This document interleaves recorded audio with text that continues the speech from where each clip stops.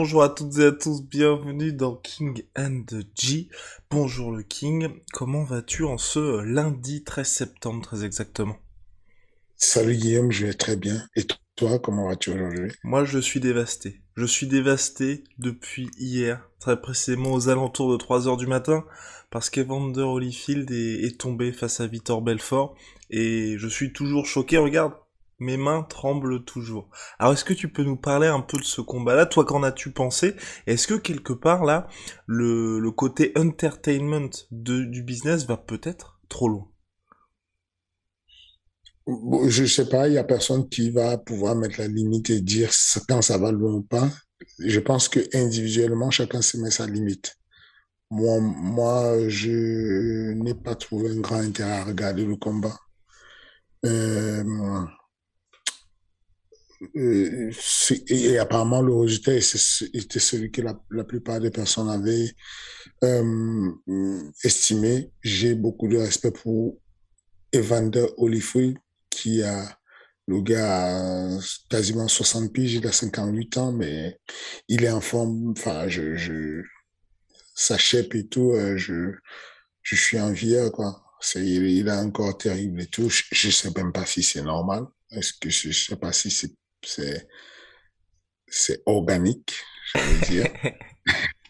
Mais, écoute, si tu es un ancien et que tu es en forme, et que tu t'aimais bien et que tu t'entretiens, mais que tu ne fais pas la compétition, alors il n'y a pas un problème. Si tu renais à la compétition avec des produits qui t'aident, là, il y a un problème. Je ne veux pas, je ne porte aucune accusation puisque je ne sais pas ce qui se passe en réalité. Mais toujours est-il que Victor Belfort, non, non, euh, c'est ça, Victor Belfort, on l'a vu Mhm. quand il y a eu l'arrivée du Zada, on l'a vu et on sait c'est qui Victor Belfort quand il n'est pas chargé.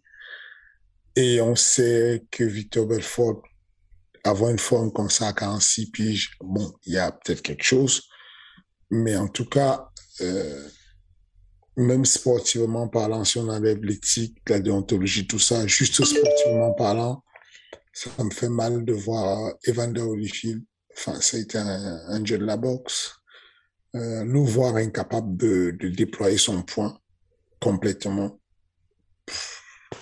je sais pas.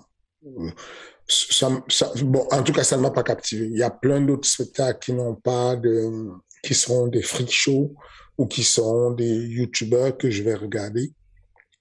Quand je vois les, quand je vois Jack Paul, je me dis, bon, le gars, ça va, il est jeune, il a la pêche. Sportivement, tu peux le modifier, tu peux faire que ça avance, tu peux voir un progrès, tu peux voir la combativité, tu peux voir, voilà, il a la pêche, il est jeune.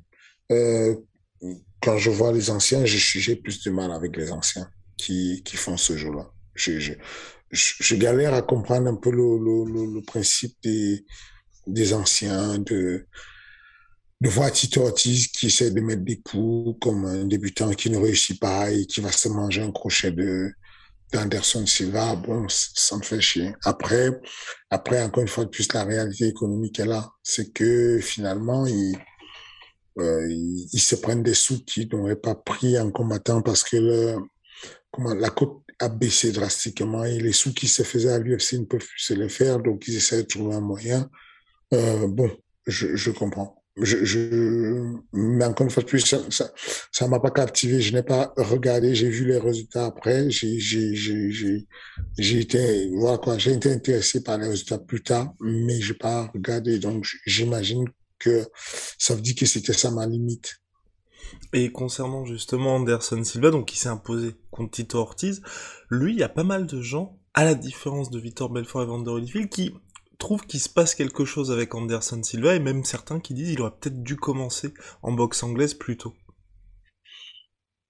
Oui, je pense que ça a toujours été un bon boxeur. Anderson, il est en mode Matrix. Et quand tu étais en mode Matrix à l'UFC, quand tu sors de l'UFC et que tu tombes sur des anciens, ils ont beau avoir été boxeurs, le style de combat d'Anderson Silva a toujours été sur la vista, le coup d'œil.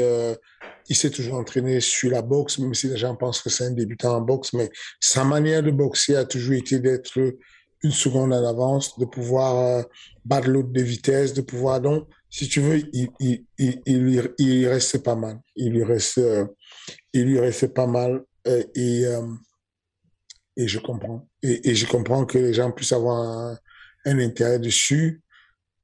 Les gens se mettent à bouquer même, c'est-à-dire qu'on le voit tout de suite avec Jake Paul ou son frère ou je sais pas. Mais en tout cas, je pense que oui, je pourrais regarder Anderson Silva contre Jake Paul. Ça pourrait m'aider, ça pourrait me plaire parce que Anderson Silva, il y a quelque chose où bon, le gars ancien, il n'a pas encore 50 ans et en plus, il tient encore bien la route. Les gestes techniques sont encore propres. Le véritable souci, c'est quand on voit Evander Holyfield qui est complètement battu. C'est-à-dire que même sur l'open workout, quand il essaie de faire les pattes d'ours et que tu vois ce qu'il fait, tu te dis, bon, pour pour l'héritage, ce n'est plus beau à voir.